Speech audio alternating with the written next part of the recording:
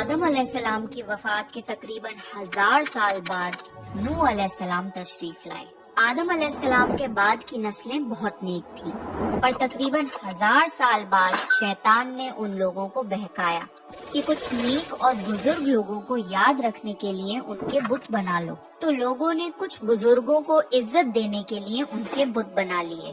اس وقت تو بتوں کی پوجا نہیں ہوئی، پر کچھ نسلوں بعد کے لوگ آہستہ آہستہ ان بتوں کو پوجنے لگ گئے۔ کفر اور شرک عام ہو گیا اور ایک اللہ کی عبادت بند ہو گئی۔ تب اللہ نے دنیا میں نوح علیہ السلام کو بھیجا۔ اس وقت انسانوں کی عمریں زیادہ ہوتی تھیں اور نوح علیہ السلام کی عمر تقریباً 950 سال تھی۔ نوح علیہ السلام نے لوگوں کو اللہ کی طرف دعوت دی۔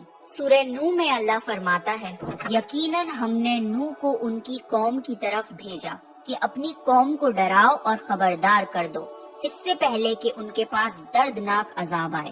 نوح علیہ السلام نے اپنی قوم سے فرمایا، اے میری قوم، میں تمہیں صاف صاف ڈرانے والا ہوں، تو تم اللہ کی عبادت کرو اور اس سے ڈرا کرو اور میرا کہنا مانو، تو وہ تمہارے گناہ بخش دے گا۔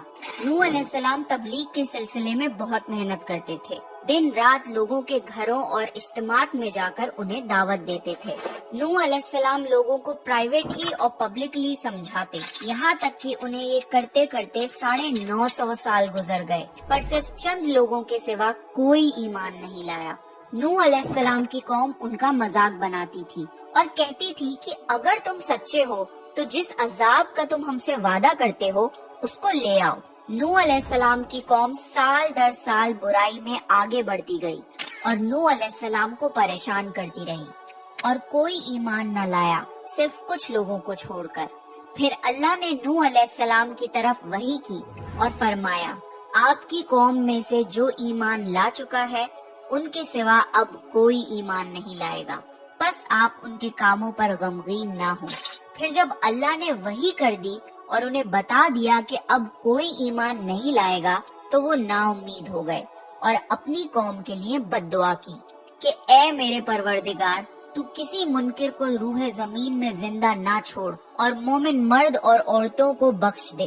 نوح علیہ السلام نے جب اللہ کو پکارا تو اللہ نے نوح علیہ السلام کو ایک بڑی کشتی بنانے کی وحی کی، لیکن نوح علیہ السلام نہیں جانتے تھے کہ وہ اتنی بڑی کشتی کیسے بنائیں، تو اللہ نے جبریل علیہ السلام کو ان کی مدد کے لیے بھیجا۔ نوح علیہ السلام ایک پہاڑ پہ رہتے تھے، ان کے آس پاس درخت نہیں تھے، نہ ہی پانی تھا۔ انہوں نے بہت سے درخت اگائے، پھر ان کو کاٹا